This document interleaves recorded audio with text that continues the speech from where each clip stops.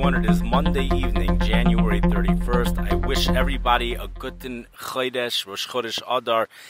We are in the midst of just a day before that storm we spoke about last Thursday. Several days ago, we mentioned that there's going to be a Arctic air mass colliding with copious amounts of Gulf moisture. The gates to the Gulf of Mexico have opened up, and all of its moisture is streaming right along the front. In fact, we have a flash flood watch in effect for the Texas area. The storm we spoke about Thursday, we mentioned it's going to be getting together, organizing itself in the mid part of the country, bringing 1 to 2 feet of snow in the bullseye. Nothing has changed.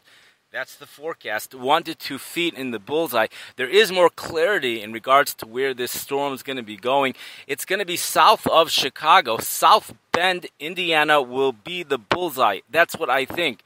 12 to 24 inches. I think more than 12 inches for South Bend. 15, 16 inches, maybe even more. More than that, maybe. 15, 16. Springfield, Illinois, 1 to 2 feet as well. It's hard to say, 1 to 2 feet.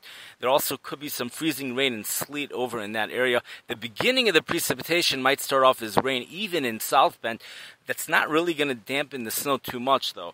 Thursday is going to be really the main powdery heavy snow. That's when the snow to water ratio will be 13 to 1.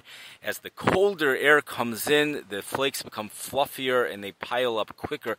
Also, despite the fact we don't have any intense low pressure over here, very strange, we have the Arctic air, we have the Gulf moisture. Usually in the Midwest, in order to produce a major winter storm, which is defined as 6 inches or more, you need a deep low pressure system.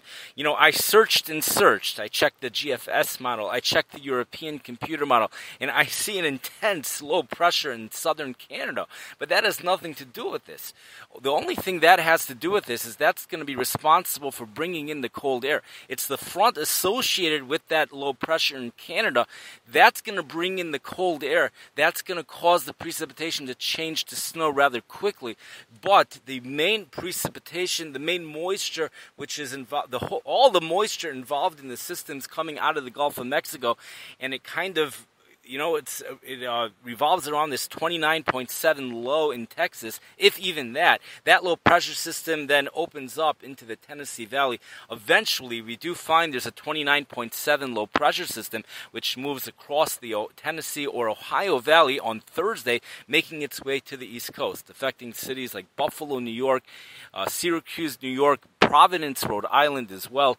Those cities also could get heavy snowfall from this as well. 1 to 2 feet, again, in the bullseye going south of Chicago, Springfield, Illinois, South Bend, Indiana. There also could be some lake effect on the backside. The lake effect snow could also be affecting Chicago. That's really a big wild card over here. How much snow is going to be falling Thursday from the lake effect snow?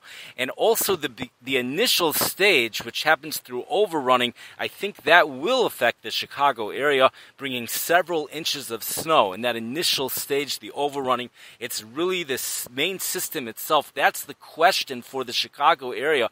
We have Arctic air, very dry air just to our north.